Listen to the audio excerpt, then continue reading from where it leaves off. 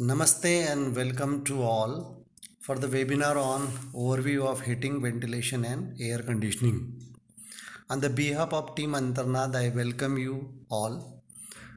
Dear participants, as you know that the HVAC stands for the heating, ventilation and air conditioning. This term is widely used in European countries, whereas in India we are basically calling it as a refrigeration and air conditioning. अब इसमें हम लोग क्या करने वाले overview में देखने वाले हैं कि इसके एप्लीकेशंस कहाँ कहाँ हैं। अगर एप्लीकेशंस है तो टाइप्स कितने टाइप के रेफ्रिजरेटर है, how many types of air conditioning systems are there, and in European countries that refrigeration and air conditioning is generally called as HVAC system. Now we start with the definitions, fundamental definition. So we all know that refrigeration means the process in which we are going to control the temperature. इसमें हम लोग एक parameter control कर रहे हैं, that is a temperature. That temperature should be less than the outside temperature for a particular space. Whereas when we talk about the air conditioning called as a AC, so in that air conditioning it is going to control the parameter like temperature, humidity, purity of air and the movement of air, and that is required to produce the comfort condition which is required to enhance the efficiency, or sometime it is required for the proper functioning of the equipment or devices. जब मैं refrigeration की बात कर रहा हूँ तो मेरे को एक चीज़ कंट्रोल करना है, वो सिर्फ टेम्परेचर है. But when I go for air conditioning the number of terms, number of parameters control are the larger than this one. So when we look at the application also, there are many applications for air conditioning, and also there are applications for refrigeration based on the temperature range. Now when we talk about the refrigeration system, तो सबसे पहले हमारे सामने एक चीज़ आता है, वो है डोमेस्टिक रेफ्रिजरेटर. डोमेस्टिक रेफ्रिजरेटर बहुत कॉमन चीज़ है, हम सबके घर में होता है. Okay, in the domestic refrigerator the main components are for refrigeration system. The main components हो गए इसके compressor, condenser, expansion valve and evaporator. Evaporator को ही हम लोग दूसरा नाम बोलते हैं, वो होता है डिफ्रीज़र. अब जब आप फ्रिज खरीदने जाते हो मार्केट में तो इसका स्पेसिफिकेशन हम लोग लीटर्स में देते हैं, whereas the capacity of refrigeration system is express in tons of ton. उसका जो कमर्शियल यूनिट है वो है टन्स में एक्सप्रेस करते हैं कि 1 टन का AC है या 2 टन का. बट रेफ्रिजरेटर में ऐसा नहीं बोलते, हम लोग उसको बोलते हैं लीटर्स में, because the capacity of this refrigerators are very small compare to the air conditioning system. This is one thing. Second thing, based on their cooling capacity or the cooling volume, they are expressed in terms of liters. तो एक चीज़ बहुत clear है कि जब आप लोग बोलते हैं 160 लीटर है या 180 लीटर है तो उसका साइज़ छोटा होता है, 230 लीटर का साइज़ बढ़ जाएगा. और दूसरा एक है कि you just measure the inside volume. अगर इनसाइड वॉल्यूम आपने लिया तो उसका वॉल्यूम आएगा 0.18 मीटर क्यूब अगर 180 लीटर का है, या 0.23 मीटर क्यूब अगर वो 230 लीटर का है. तो आप उसका डायमेंशन मेजर करके देखो, आपको इतना डायमेंशन मिलने वाला है. अब मैंने 4 कंपोनेंट बताए थे कि first component is compressor which is also called as the heart of that system. That compressor is responsible for the circulation of refrigerant. Refrigerant is a working substance. अगर मैं रेफ्रिजरेशन सिस्टम या air conditioning की बात कर रहा हूँ तो इसमें जो 2 चीज़ें है कि पहला तो कंप्रेसर है. कंप्रेसर को हम लोग बोले हार्ट, क्योंकि ये पंपिंग कर रहा है. It is just like a pump, heart of the human body. Heart का काम होता है टू पंप द ब्लड, और यहाँ पर इसका काम है टू पंप द रेफ्रिजरेंट. ना what is the refrigerant? Refrigerant is a working substance. अगर रेफ्रिजरेंट नहीं है तो आपका सिस्टम इफेक्ट नहीं प्रोड्यूस करेगा, कूलिंग इफेक्ट नहीं होगा. कंप्रेसर का फंक्शन है to increase the pressure and temperature. अभी प्रेशर क्यों बढ़ाना है कि अगर प्रेशर बढ़ेगा तो ही आप उसको सर्कुलेट कर सकते हैं, लेकिन जब प्रेशर बढ़ता है उसके साथ टेम्परेचर भी बढ़ेगा. और टेम्परेचर आपको वो रेंज पे लेकर के जाना है कि temperature of the refrigerant should be greater than atmospheric temperature, तभी वो हीट रिजेक्ट करेगा कंडेंसर में जाने के बाद में. आपने घर में फ्रिज सभी ने देखा होगा, आपका जो फ्रिज का बैक साइड होता है, मैं पुराने फ्रिज की बात कर रहा हूँ, नए फ्रिज में तो आजकल क्लोज आता है, वो बैक साइड में बेस पर एक कंप्रेसर लगा होता है ब्लैक कलर का, हार्मेटिकली सील्ड कंप्रेसर. उसमें चार्जिंग पोर्ट होता है, दूसरा एक सक्शन एंड डिलीवरी पोर्ट होता है. The suction line is connected to evaporator and delivery is connected to condenser. Suction line generally insulated रखते हैं हम, जिससे कि हीट गेन नहीं हो, सुपर हीटिंग नहीं होना चाहिए. Then delivery line is connected to condenser. Condenser back side में होता है फ्रिज के. जनरली ट्यूब टाइप कंडेंसर है, उसको फिन होता है, विदाउट फिन होता है. Number of tubes that depends upon the how much temperature to be drop, okay, and how much amount of the refrigerant to be passed through this system. Then it is connected to the expansion device. Fridge में जो expansion device होता है वो capillary tube होता है आपका. Capillary tube में because of throttling there is a drop in pressure and temperature and finally it goes to evaporator where it removes the heat and it produces the cooling effect. तो अभी आपके सामने दिया है कि कंप्रेसर है, उसमें से delivery line it is represented by the red colour. It goes to condenser. Condenser में फिन्स दिखाए, there is a drop in temperature and then it goes to the capillary, further drop in pressure and temperature and finally goes to the evaporator. हम लोग general term में evaporator को बोलते हैं डीफ्रीज़र. सो आप सबको पता है कि फ्रिज में डीफ्रीजर ऊपर रखा होता है, क्योंकि फ्रिज का जो आपका हीट ट्रांसफर मोड है, that mode is a natural convection. So because of density gradient cold air comes to the downward direction, इसलिए डिफ्रीजर ऊपर होता है उसमें, फ्रिज में नीचे नहीं रख सकते. जबकि नीचे का जो स्पेस होता है that is utilize for the preservation of milk और द पेरिशेबल फ्रूट्स या वेजिटेबल, उसके लिए हम लोग यूज़ करते हैं. वेजिटेबल ट्रे उसमें लगा होता है बॉटम में. Okay, now the another application when you go to the air conditioning. ये तो फंडामेंटल बोला. Air conditioning is also very common. आजकल तो बहुत नॉर्मल हो गया एसी यूज़ करना. जब डोमेस्टिक एसी की बात करता हूँ तो सबसे पहले हम लोग यूज़ करते थे विंडो एसीज. सो विंडो एसी में भी कंपोनेंट यही है, एक दो एडिशनल बढ़ जाते हैं. जैसे एक फ़ैन लगेगा उसको, so instead of natural circulation there is a force circulation, जिसको आप फ़ैन या ब्लोअर बोल सकते हैं.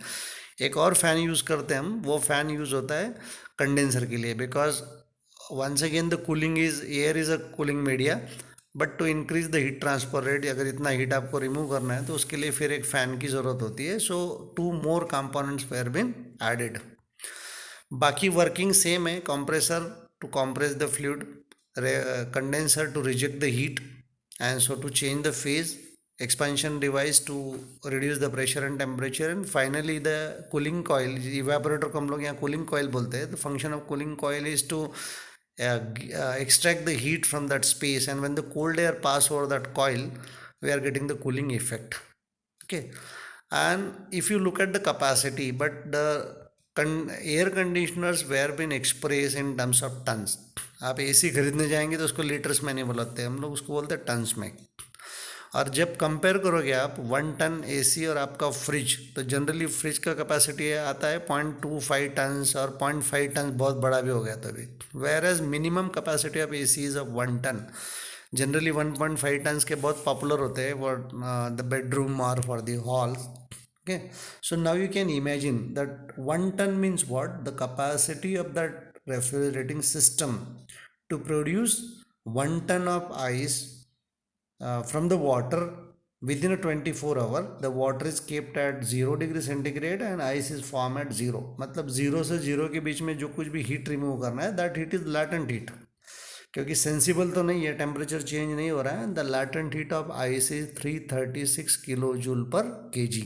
तो जब आप इसको मल्टीप्लाइड करोगे 1000 into 336 divided by 24 into 3600, the answer comes to be 3.5 kilowatt or kilojoule per second. इसका मतलब है कि 1 ton of refrigeration is equal to 3.5 kilowatt. इसका दूसरा जनरलाइज मीनिंग ये होता है कि जब आप 1 टन का सिस्टम रन कर रहे हो 1 घंटे के लिए, तो वो 3.5 यूनिट कंज्यूम करेगा. 1 ton is equal to 3.5 kilowatt. So per 1 hour it consumes 3.5 kilowatt hour, and 1 unit of electricity is 1 kilowatt hour. यही वजह है कि जब आप एसी रन करते हो तो उसका बिल बहुत ज़्यादा आता है compare to refrigerator, because the capacity of refrigerator is very small compared to the AC. Then another general application is automotive air conditioners. It is very common nowadays that all the passenger cars, buses, okay, all them are equipped with the air conditioning systems. तो आप लोगों ने देखा है कि जब आप automotive में यूज़ करते हो तो उसका जो एप्लीकेशन है working is same, only it is getting a power from the engine. Engine से ही पावर कंज्यूम करने वाला है, और वेंट लगे है अलग अलग। एसयूवी वगैरह में वेंट ज़्यादा है, अगर छोटा कार है तो वेंट कम है, number of vents are, but when it consume the power from engine the mileage of that engine is reduce, क्योंकि यहाँ जो कुछ पावर है partial power is consume by the AC. अभी रेयरली कोई ऐसा कार है कि जिसमें एसी नहीं है। इवन द जेसीबी या नए ट्रैक्टर्स या ट्रक्स जो आ रहे हैं, they are also equip with the air conditioning system.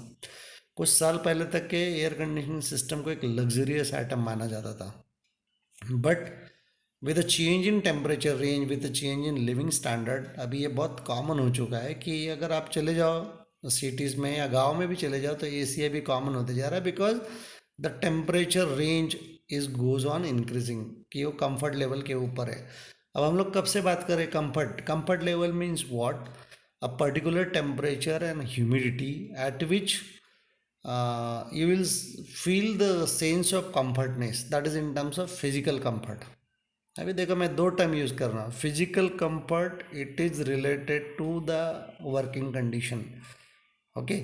जैसे टेम्परेचर हम लोग as per the ASHRAE chart, ASHRAE is American society for heating refrigeration and air conditioning engineers, where ISHRAE is the Indian society. And as per the ASHRAE chart, 22 degree centigrade and 50% RH is considered to be a comfort condition. But these comfort conditions are applicable to European countries। हमारे यहाँ पे temperature range बहुत ज़्यादा होता है, तो 22 में तो ठंड लगता है हमको। So even the government of India taken initiative and they appeal the all the consumer that they can run there or they can set their AC at a temperature of 25। तो 25 डिग्री हमारे यहाँ पर comfort माना जा सकता है India में। और अगर आप 22 से 25 पे रन कर रहे हो तो भी उसका कंजम्पशन काफ़ी कम हो जाएगा। अभी मैंने 3 एग्जाम्पल बताया। पहला एग्जाम्पल था डोमेस्टिक रेफ्रिजरेटर, सेकंड था आपका domestic air conditioner, then third one is a automotive air conditioner.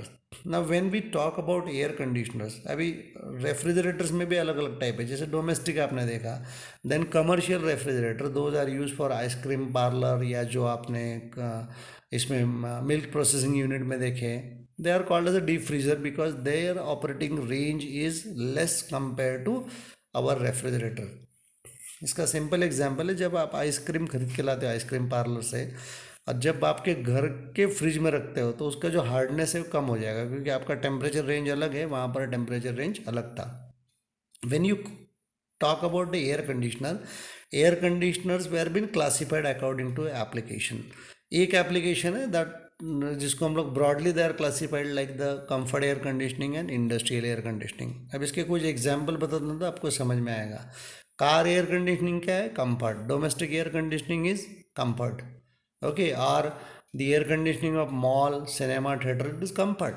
ये किस लिए है? कि जो लोग वहाँ बैठे हैं उनको कंफर्टनेस फील होना चाहिए। कंफर्टनेस से क्या होता है? It improves the efficiency of working और एफिशिएंसी ऑफ दैट वर्क। जो कुछ भी काम हो रहा है उसका एफिशिएंसी इंप्रूव होगा।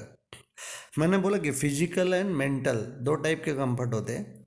Physical comfort is related to the atmospheric condition, कि जैसे आपको बोला कि एग्ज़ाम हॉल में आप बैठे हो, 4 एसी लगे, पेपर बहुत टफ है, एसी कितने भी लगने दो पसीना आता है, क्योंकि आपका मेंटल कंफर्ट चेंज हो जाता है। इसके एग्जैक्ट अपोजिट एग्जाम्पल है क्रिकेट मैच चल रहा है, आईपीएल या क्रिकेट का वनडे मैच चल रहा है, स्टेडियम में आप बैठे हो, बहुत धूप है, बहुत ह्यूमिडिटी है, फिर भी आप एंजॉय करते हो irrespective of atmospheric condition, that is called as a mental comfort। So here we are talking about the physical comfort। So when I talk about the comfort condition, it is concerned with the human being, whereas second case is industrial means that condition, that at control condition is required for proper functioning of devices or component। इसके कुछ example बताता हूँ आपको। ATM centres में 2 AC लगे होते हैं, बहुत छोटा होता है एटीएम सेंटर, जनरली 4x4 या 3x4, और उसमें 2 एसी लगे 2-2 टन के। क्या होते हैं? For the proper functioning of those ATM machines. Control tower, जितने आपके कंट्रोल टावर जो होते हैं आपके कंट्रोल रूम्स है या मोबाइल टावर्स है, यहाँ सब जगह एसी लगे। सीएनसी मशीन, सीएनसी मशीन में एसी लगा है फॉर द ऑपरेशंस। या इवन पुराने जो आपके कंप्यूटर सेंटर्स होते थे उसमें एसी लगाते थे हम लोग, क्योंकि वहाँ जो हीट जनरेट हो रहा है that heat is to be remove properly so that there should be functioning. पुराना डेस्कटॉप होता था उसके अंदर फैन लगा होता था, और गर्मी में बहुत बार ऐसा होता है कि टेम्परेचर बढ़ गया आपका पीसी बंद हो जाता था। That is nothing but the industrial air conditioning. Means ये चाहिए हमको, या आपके एमक्यूसी के जो लैब होते हैं मेट्रोलॉजी क्वालिटी कंट्रोल, उसको हम एयर कंडीशन करके रखते हैं, क्योंकि जैसे टेम्परेचर चेंज होगा there is a change in accuracy of the component. Then another type is there and that type is the comfort, or that type is air conditioning with reference to pharmaceutical sector, जैसे hospitals है या pharmaceutical industry है। Hospitals में जो AC की ज़रूरत है उसका मेजर कंसर्न है that air should be free from the bacteria. तो वहाँ पर जो फिल्टर्स यूज़ होते हैं that filters are playing a very vital role. उसका जो फिल्ट्रेशन लेवल होता है वो काफ़ी ये होता है, क्लोज होता है, या काफ़ी हाई क्वालिटी और एक्यूरेट होता है compare to the AC which we are using in industry और using in our domestic applications. या फार्मास्यूटिकल इंडस्ट्रीज़ है, वहाँ पर जो एसी यूज़ होंगे उसके लिए भी कंस्टेंट कंडीशन है उनका। And this is not required for pharmaceutical. Even आप अगर पेपर पल्प इंडस्ट्री में चले जाओ, आपका शुगर में चले जाओ, प्रोसेसिंग इंडस्ट्री जितनी है कि वहाँ पर भी आपको ज़रूरत होगा कि you have to maintain certain amount of humidity, maintain certain amount of temperature. इसका और एक एग्जांपल बताता हूँ कि जो आपका कॉटन इंडस्ट्री था, most of the cotton industry is situated on the bay of the sea, और जहाँ पर समंदर था आसपास, उसके आसपास था, जैसे कोलकाता है, मुंबई है, सूरत है। यहाँ पर कॉटन का जो है, कॉटन इंडस्ट्री बहुत सारा है, बिकॉज कॉटन का जो थ्रेड बनता है उसके लिए एक पर्टिकुलर ह्यूमिडिटी चाहिए, particular temperature, and that is possible in that region. Now moving to the next, fourth type आ गया इवापोरेटिव कूलर्स। ये भी बहुत कॉमन है, जिसको हम लोग बोलते हैं डेजर्ट कूलर। जो लोग एसी नहीं खरीद पाते वो लोग कूलर यूज़ करते हैं गर्मी में, आप लोगों ने देखा है। Specially the region of Vidarbha in Maharashtra और इवन द नॉर्थ महाराष्ट्र, कि जहाँ टेम्परेचर रेंज बहुत ज़्यादा है, वहाँ पर हम लोग डेजर्ट कूलर यूज़ करते हैं। डेजर्ट कूलर में क्या होता है कि water is spread from the top with the help of the evaporative pads. उसमें पैड लगे होते हैं साइड में, अगर आपने देखा होगा। पहले कुछ हम लोग घास यूज़ करते थे, अभी आजकल तो कोरेगेटेड पैड्स यूज़ करने वाले, हनीकम स्ट्रक्चर के पैड यूज़ होते हैं। The use of that pad is to reduce the temperature of, reduce the partial pressure of water.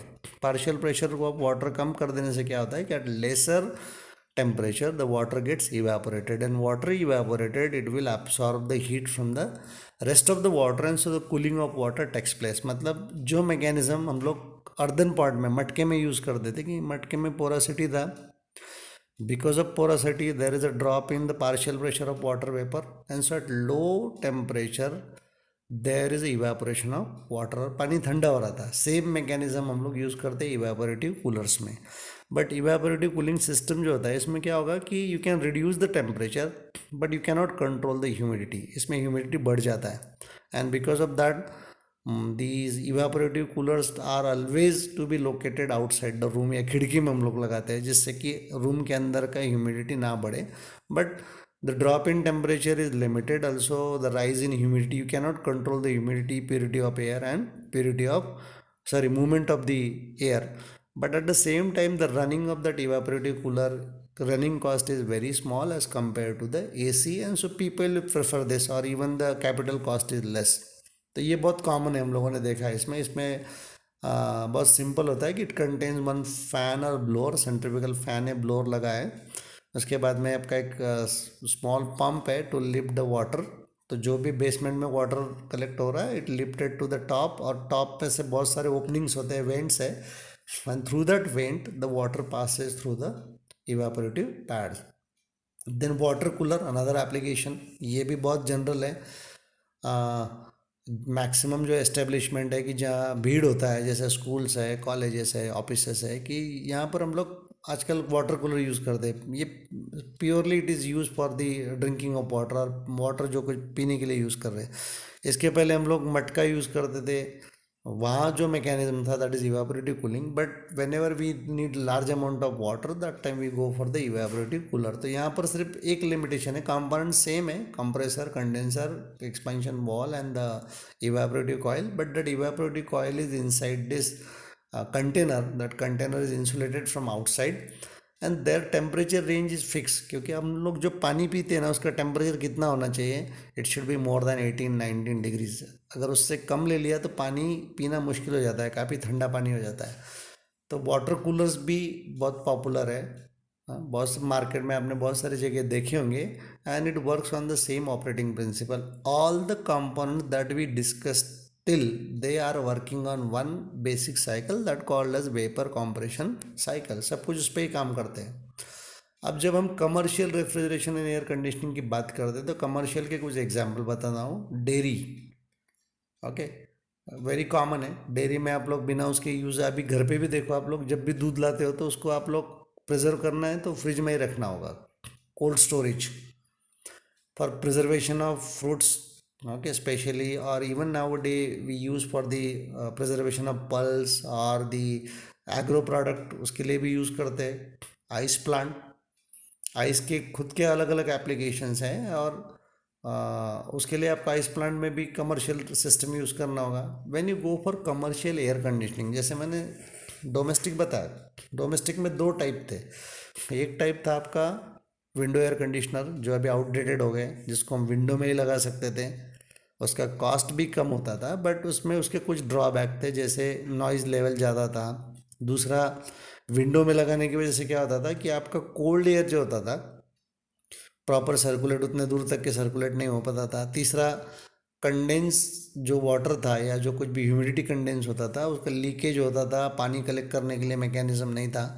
Okay, so they were been replace by split air conditioner. आजकल जो देख रहे हैं हम लोग, स्प्लिट, स्प्लिट में दो पार्ट होते हैं, one is indoor unit, second is outdoor unit. अब उसके नाम है, indoor means inside the room. Split से फ़ायदा क्या हो गया कि there is no need of window, आप कहीं भी लगा सकते हो। जब आप विंडो में लगाते थे तो वहाँ से लॉसेस, लीकेज लॉसेस भी बढ़ रहे थे, अभी वो लॉसेस ओवर हो गए। उसका जो नॉइज़ लेवल होता है बहुत कम होता है, क्योंकि indoor unit contains only the cooling coil and the fan, दो ही चीज़ होती है, तो नॉइज़ लेवल कम हो गया। और बचा हुआ जो कंपोनेंट है, means compressor, condenser and expansion device, they were been a part of outdoor unit, and that outdoor unit is outside the room, उसको रूम के बाहर लगाया जाता है। अभी मैं एक क्वेश्चन आपको पूछता हूँ कि आप लोगों ने देखे स्प्लिट एसी, बहुत जगह देखेंगे, वो कहाँ लगाते हैं हम लोग? They were been located on the top of the wall, wall के बिल्कुल ऊपर लगाते हैं, या 1 फीट छोड़ने के बाद लगाते हैं, बट आपने कहीं भी बेसमेंट पे नहीं देखा होगा। उसका लॉजिक ये है कि जो कोल्ड एयर होगा, that cold air because of density is goes in downward direction, नीचे ही आने वाला है।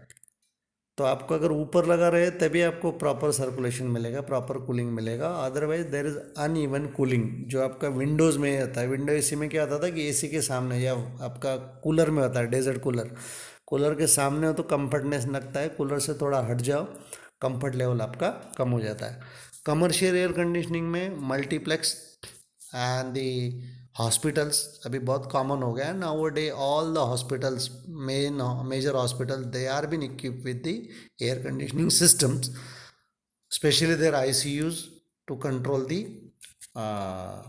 temperature and also to control the humidity level. Okay, now the next one is related to the refrigerant. अब तक हमने बात किया है कि इसके क्या एप्लीकेशंस है, कहाँ कहाँ है, कहाँ यूज़ कर रहे हैं। अब हम लोग बात कर रहे हैं रेफ्रिजरेंट की। अब refrigerant means what? Refrigerant is nothing but a substance, okay, which is responsible for the absorption of heat and rejection of that heat into the atmosphere, means it is just like a blood। अगर refrigerator नहीं है system में तो आपको cooling effect नहीं मिलेगा। इसका एक जनरल एग्जांपल है कि अगर सिस्टम कूलिंग इफेक्ट नहीं दे रहा है तो बहुत बार मैकेनिक बोलता है गैस जो है, गैस लीक हो गया है, मीन्स इसमें रेफ्रिजरेंट नहीं है। अगर रेफ्रिजरेंट नहीं है तो आपको कूलिंग इफेक्ट नहीं मिलेगा। Now when we talk about the refrigerant, the refrigerants were broadly classified into two types, primary and secondary। तब इसका नाम ही primary means it is directly working as a refrigerant system and it undergoes the change in phase. जैसे fridge है आपका, AC है, उसमें मैं यूज़ कर रहा हूँ R12 R22, वो तो अभी यूज़ नहीं होता है, then I use R134A. So it is responsible for absorption and rejection of heat and its phase changes goes on. Similarly, there is secondary refrigerant. उसमें क्या होता है कि secondary will primary will absorb the heat, or secondary will absorb the heat from the space to be removed, then it reject it to the primary and primary will reject it into the atmosphere. इसका example आपको बताऊं, water और brine solution और ammonia और ethanol, it is commonly use as a secondary refrigerant. Example is ice plant. Ice plant में हम लोग क्या करते हैं कि आइस कैन के आसपास का जो स्पेस है that is filled with the brine solution, and that will remove the heat from the water. That heat is absorbed by the primary refrigerant, that is ammonia, which is used in water in ice plant, and then it reject into the atmosphere. So primary and secondary. Then when we go for refrigerant, जैसे मैंने बोला कि दो चीज़ें बहुत important है, एक compressor, दूसरा रेफ्रिजरेंट. तो रेफ्रिजरेंट की अपनी कुछ एक प्रॉपर्टीज़ है. ओके, वो आप कोई भी रेफ्रिजरेंट यूज़ करके डिज़ायर टेम्परेचर अचीव नहीं कर सकते हो. तो उसके तीन मेजर प्रॉपर्टीज़ होती है. पहली होती है थर्मोडायनेमिक प्रॉपर्टीज़, दूसरी एनवायरमेंटल एंड सेफ्टी, और जिसको केमिकल भी बोलते हैं. Third one is other properties. अब थर्मोडायनेमिक प्रॉपर्टीज़ में क्या क्या होगा? Suction pressure, suction temperature, pressure ratio, latent heat, index of compression, specific heat of liquid, specific heat of vapor, and liquid and vapor viscosity. अब इसका क्या फ़र्क पड़ता है? Suction pressure means the pressure at which the refrigerant enters into the system. अब ये क्या होना चाहिए? It should be above the atmospheric pressure, so there should not be any leakage problems. Discharge means the pressure at which the refrigerant enter into the condenser, and it should be as small as possible, so there should be a smaller pressure ratio. जितना pressure ratio बढ़ेगा, work of compression बढ़ेगा, and COP reduces. Latent heat सबको पता है. It is also called as a hidden heat.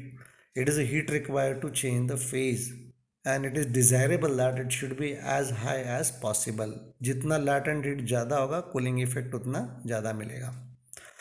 Then isentropic index, that is PV raise to N, वो जितना small होगा उतना बेटर होगा, because work of compression is more.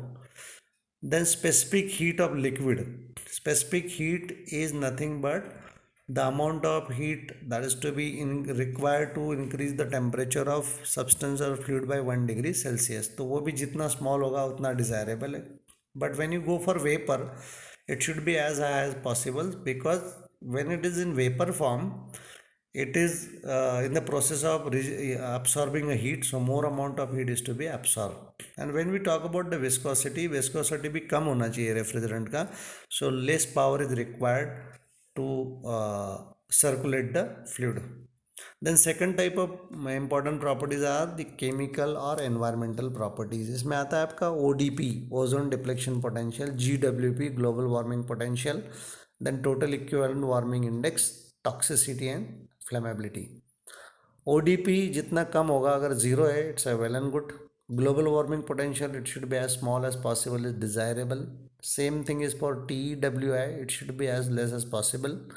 Toxicity मतलब जिसको आप लोग बोलते हैं जहरीला तो नहीं होना चाहिए, it should be non toxic. Flammability, ज्वलनशीलता, वो भी अगर इनफ्लेमेबल है, अगर ज्वलनशील नहीं है, it's a well and good. Other properties है थी, इसमें आएगा आपका chemical stability, means refrigerant should be chemically stable.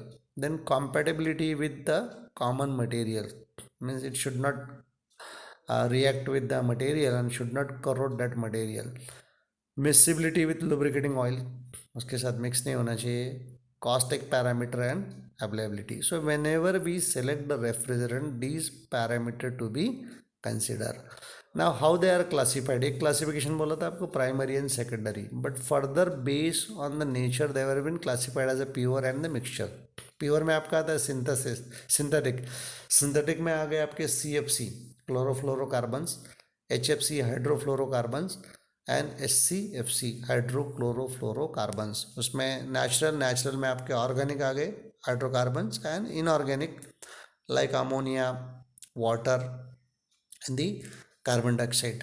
When we talk about the mixtures में दो टाइप्स आएंगे आपके, एजियोट्रॉप्स एंड जियोट्रॉप्स. इसके पहले हम लोग CFC यूज़ करते, इसमें the chlorine is the one of the component of those refrigerant, but chlorine is highly responsible for ozone depletion. Chlorine reacts with O3 and it deflect the ozone. तो chlorine हम लोगों ने अब उसको chlorine को overcome करके HFC में आ गया, hydro fluorocarbons, and they are also called as the eco friendly refrigerants. उसका एग्जाम्पल है आपको R134A. अभी मैंने स्टार्ट में आपको बोला था कि 1 ton of refrigeration means the capacity of system to produce 1000 kg of ice from 1000 kg of water within 24 hour from and at 0 degree centigrade. मतलब मैंने 1000 किलो पानी लिया है जिसका टेम्परेचर 0 है, और 24 घंटे में उसको मैं कन्वर्ट कर रहा हूँ आइस में एट सेम टेम्परेचर. तो सिर्फ लैटेंट हीट मेरे को रिमूव करना है. तो अगर मैं फॉर्मूला लिखता हूँ तो 1000 इंटू 336 डिवाइडेड बाय 3600 इंटू 24, और इसका जो आपका आंसर आएगा that answer comes to be 3.5 kilo joule per second और किलोवाट और 210 किलो जूल पर मिनट. तो इस कैपेसिटी से आपको समझ रहा है, COP से आपको समझ रहा है कि हाउ मच पावर, या जिसका टनेज ज़्यादा है मीन्स उसका कूलिंग कैपेसिटी ज़्यादा है. इसका दूसरा मीनिंग ये होता है. अब कुछ चीज़ें जो है कि when we talk about the performance of system, तो मेरे को कुछ पैरामीटर्स कैलकुलेट करना होता है. सबसे इंपॉर्टेंट पैरामीटर है COP. हम लोग एफिशिएंसी नहीं कैलकुलेट करते, हम लोग कैलकुलेट करते हैं COP. COP stands for coefficient of performance, and this is a ratio of desire effect to the work done or refrigerating effect to the work done. And generally the COP of VCC system comes to be more than 2 or 3. Higher the COP means less is the running cost or the power consumed. Then another component is energy efficiency ratio, क्योंकि COP के base पर क्या होगा कि if I use the different type of systems, those are operating at different temperatures or their desired effect is different, their COP is not a common platform to compare them. तो comparison के लिए हम लोग use करते हैं energy efficiency ratio, and it is a relative term.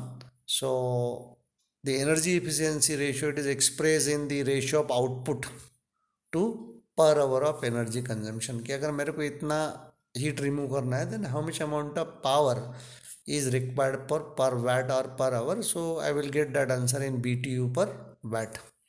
Then seasonal energy efficiency ratio, because with change in atmospheric condition there is a change in the performance of that system, so that is to be considered in case of seasonal energy efficiency ratio. And third one is integrated part load value. Many time we are operating a system at part load. आपका system 2 ton का है और आप उसको loading इतना कम करके रखाएगी और operating it only 0.5 turns. तो पार्ट लोड पे उसका जो कुछ भी एफिशिएंसी ड्रॉप हो रहा है वो मेरे को कैलकुलेट करते आना चाहिए. Now there is a diagram of VCC system and here is a colour coding. That colour coding is just to represent the phase of the substance. So let's start with the evaporator. Evaporator के बाद red line दिखाया है because it is a low temperature low pressure refrigerant that goes to compressor compresses it, and a blue line representing high temperature high pressure vapor refrigerant entering into the condenser. Condenser में heat rejection हो रहा है, so vapor is converted into liquid, and now this green line is representing a liquid refrigerant with the low temperature and high pressure that enters into the expansion wall. Inside the expansion wall there is a drop in pressure, drop in temperature, and low temperature low pressure refrigerant enters into the evaporator, and in evaporator it will absorb the heat. After absorption of heat it phase changes, means liquid enters and it comes out as a vapor. तो अगर ये 4 component देखें तो यहाँ पर 2 चीज़ें ऐसे जिसमें फेज चेंज हो रहा है. पहला कंपोनेंट कंडेंसर, कंडेंसर में चेंज होता है वेपर टू लिक्विड, और इवेपोरेटर में होता है liquid to vapour. Now moving to next, the analysis of that thermodynamic cycle. You can represent that cycle on pH plane and even the TS plane. तो यहाँ process लिखे है 4 to 1 क्या है, compression है, then next 1 to 2 is compression, 2 to 3 is a heat rejection, 3 to 4 is a throttling, and 4 to 1 is a heat absorption. Now representation of this cycle on pH and TS plane. तो यहाँ पर आपको 2 representation दिखा है, 1 to 2 compression है, 2 to 3 heat rejection है, और 3 जो है that is a case of sub cooling, means you can reduce the heat below its saturation temperature, and 3 to 4 is throttling, and 4 to 1 is a heat absorb in the evaporator. Same is represented on TS plane. So this is used to solve the problem. दूसरा एक होता है cascade. बहुत बार ऐसा होता है कि refrigerant जो है मेरे पास में उसका एक लिमिटिंग वैल्यू है कि फ्रीजिंग टेम्परेचर मालूम है, बॉइलिंग टेम्परेचर मालूम है. Suppose I use a refrigerant whose freezing temperature is -20, whereas I want to use the system for less than 25 degree. अगर -25 से नीचे रन करना है तो मैं सिंगल सिस्टम में रन नहीं कर सकता हूँ. That time I can go for cascade system. This is also called as a multi staging system. इसमें क्या होता है कि the evaporator of the high temperature system VCC system will act as a condenser for the low temperature VCC system. Means it contain 2 compressor, 2 condenser, 2 expansion wall and the 2 evaporators. दूसरा एक system है VCC. The market capture by VCC is huge. It is almost up to 90%, but there are some industries where the waste heat is available and that waste heat can be utilized in vapor absorption system. अब vapor absorption में क्या होता है कि we are replacing the compressor, because in VCC system there is only one component. That component is compressor, which required the power, and there is only one component where the moving parts are been there. So that can be replaced by vapor absorption system. So compressor is replaced in vapor absorption system with the help of absorber, then the pump and the heat exchanger. Now here is a diagram of the simple vapor absorption system. Vapor absorption systems are preferable or desired use only in case of process industries where the large amount of waste heat is available. तो यहाँ generator है, absorber है and heat exchanger है.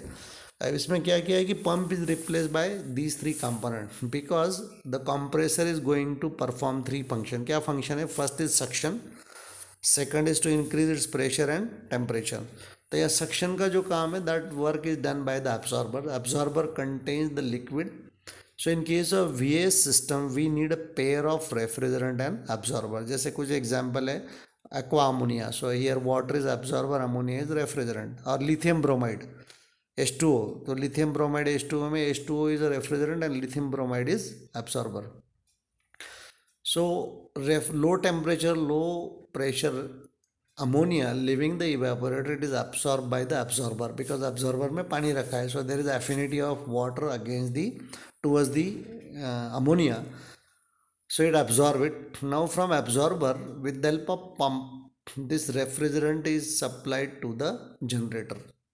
Pump के साथ में lift कर रहे हैं, जनरेटर में चलेगा. जनरेटर में हम लोग वेस्ट हीट यूज़ कर रहे हैं. The boiling temperature of ammonia is much less compare to the boiling temperature of water. So at 30-35 degree ammonia boils, it is converted into vapour and goes to condenser. whereas that hot water is returned back to the, that is called as a Wick solution, that is returned back to the absorber because mostly it contains the water through the pressure reducing wall. So both should be at same pressure. Then this vapour refrigerant goes to the condenser. Condenser में उसका phase change होगा, heat reject करेगा atmosphere में. Then it goes to the throttling valve, further pressure temperature is reduces and finally goes to the evaporator. Now when we talk about the performance, अभी मैंने बोला कि performance आपको calculate करना है in terms of COP. COP of VCC system is more than 2 or 3, whereas for VAS system it is less than 1. This is one limitation of the VAS system. Second limitation of VAS system is the small size or small capacity systems are not possible to construct from the economical and feasible point of views. तो 10 ton के ऊपर ही आपको system मिलेगा but उसका COP बहुत कम होता है. Now come to the next part. That part is the psychometry or that is related to the air conditioning system. मैंने बोला कि एयर कंडीशनिंग में हम लोग को 4 पैरामीटर कंट्रोल करना है. टेम्परेचर कंट्रोल करना है, ह्यूमिडिटी कंट्रोल करना है, प्योरिटी कंट्रोल करना है, and one more is the movement of the air. So whatever air as of now also present in the room, that air is a moist air. Moist air means it contains some amount of moisture which is in the superheated form, जो आपको दिखाई नहीं देता है. लेकिन दिखाई कब देगा? अगर आप कोल्ड ड्रिंक का बॉटल निकाल रहे हो फ्रिज में से जो काफ़ी ठंडा है, या पानी का बॉटल है आपने ख़रीदा, उसको टेबल पे रखो, उसको पानी दिखता है आपको, उसके पूरा सरफेस पे ड्रॉपलेट दिखेंगे वाटर के। ये क्या है? This is a condensation of the humidity which is present in air. या अभी विंटर सीजन आने वाला है, सर्दियों का मौसम है, तो सर्दी में भी आपको दिखता है कि मॉर्निंग में ड्यूज दिखते हैं आपको, है ना। काफ़ी जगह पर आपको दिखाई देता है कि वाटर ड्रॉपलेट्स है पेड़ों पर, या इवन द कार खड़ी है तो कार पे दिखाई देगा। That is because of the moisture present in air. Another example is fog. ठंड में बहुत जगह पर धुंध होती है, फॉग दिखाई देता है। फॉग में से अगर आप हाथ घुमाओ तो आपको थोड़ा सा वेटनेस महसूस होगा, because it contains the maximum amount of relative humidity. So what properties we are going to discuss? Dry bulb temperature, wet bulb temperature, dew point temperature, specific humidity, relative humidity, dew point depression, and wet bulb depression. So out of these three, the first four parameters or first five parameters are more important. Dry bulb means the temperature which is measured by the ordinary thermometer. अभी मैं जो thermometer से measure करूँगा लेकर के room में, ये हो गया मेरा dry bulb temperature. If the bulb of the thermometer is covered with the wet cloth, अगर उसके ऊपर मैं पानी के कपड़ा रख रहा हूँ जिसमें पानी लगा हुआ है, तो उसका टेम्परेचर ड्रॉप हो जाएगा, और जो टेम्परेचर मिलेगा that temperature is dew point, sorry, wet bulb temperature. Dew point temperature is the temperature at which the conversion of vapour moisture takes place into the liquid. जैसे मैंने बोला कि आपको वाटर ड्रॉपलेट्स है या धुंध है, ये जनरली आपको दिखाई दे रही है सर्दी में, क्योंकि सर्दियों में टेम्परेचर ड्रॉप बहुत ज़्यादा होता है, and so that time the humidity is going to be reduced, and this is the reason that we need a moisturizer only in winter season. Winter में मॉइस्चर कम हो जाता है ना एयर में से, हम लोग बोलते हैं स्किन ड्राई हो गया, तो स्किन ड्राई मीन्स क्या? It is a significance that moisture level is less in the winter season, and so we need the moisturizer. Similarly, when we talk about the humidity, specific humidity is nothing but the amount of water vapor present in 1 kg of air. अगर मैं 1 kg air ले रहा हूँ तो कितना है? It is express in grams पर kg of dry air.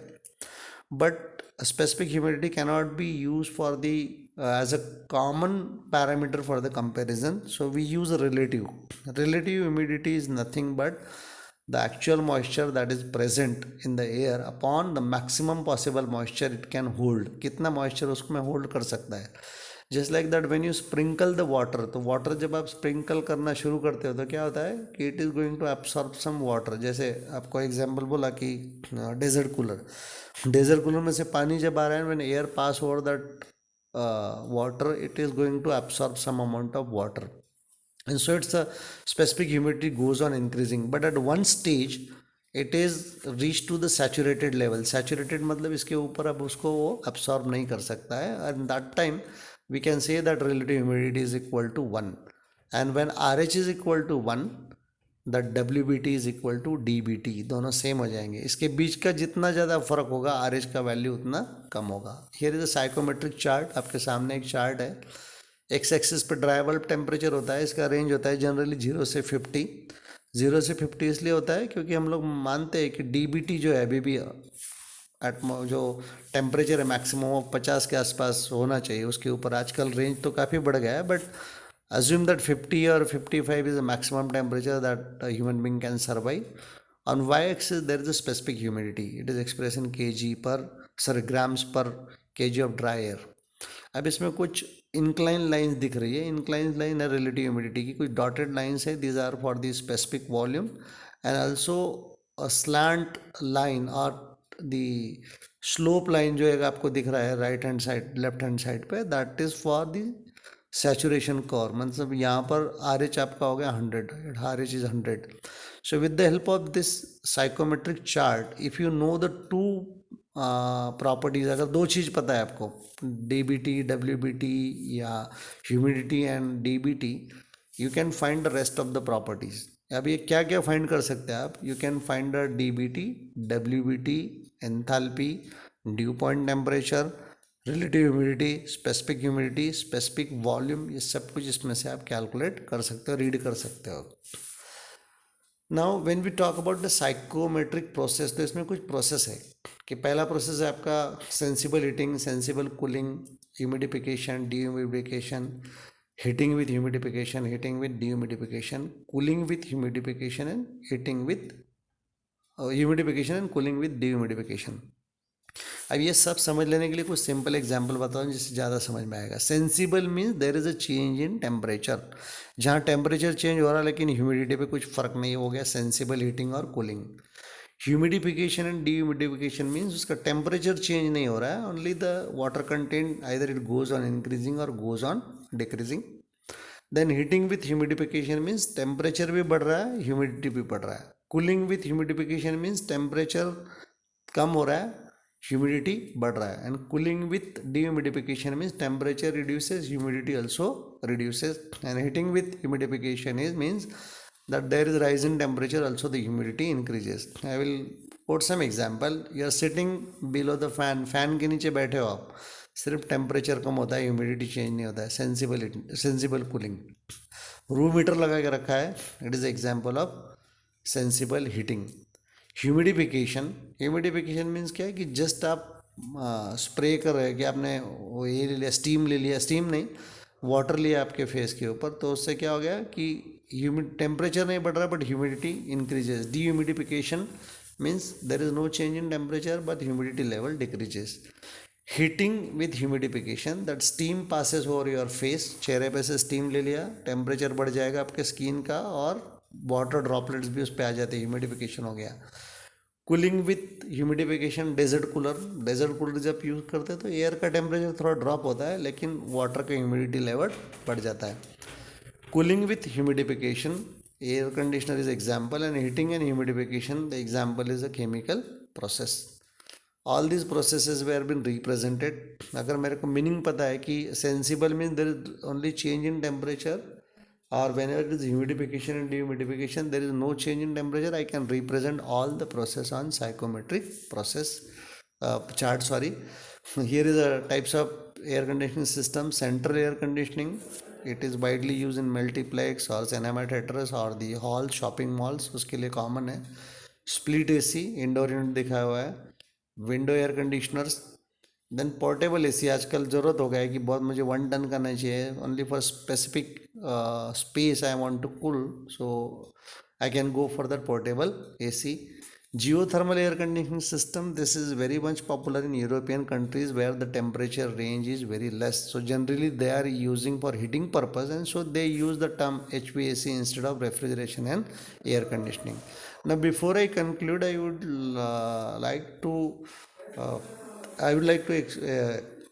explain, or I would like to share the information related to how much future is there for HVAC system. कितनी ज़रूरत है, नीड कितनी है. Mechanical engineers those are interested to been work in HVAC sector. There is a huge growth and huge requirement, क्योंकि जैसे आपका temperature range change होते जा रहा है. पहले एसी लग्जरियस आइटम था, कॉमन नहीं था, आजकल बिल्कुल कॉमन हो गया. अब तो लोग सारे बिल्डिंग्स पूरा एयर कंडीशनर्स है, और या स्टेडियम को एसी बना रहे. All hospitals are been air conditioner, all vehicles. And with this there is a need, there is a more demand for engineers. Unfortunately, as of now also, the most of the technicians those are working in HVAC sector, they are working based on their experience. बहुत सारे लोग trial error basis पे जो experience gain करते हैं उससे ही काम कर रहे हैं. But there are some softwares कि जैसे रिविट का एक सॉफ्टवेयर है कि from Revit software in foreign countries they are going to build, और they are going to provide the plan. उसमें पूरा प्लान होता है कि प्लम्बिंग लाइन का प्लान होगा, एयर कंडीशनिंग लाइन का प्लान होगा, and based on that they can work on it, और they can use scope. So if you want to work in that sector, or if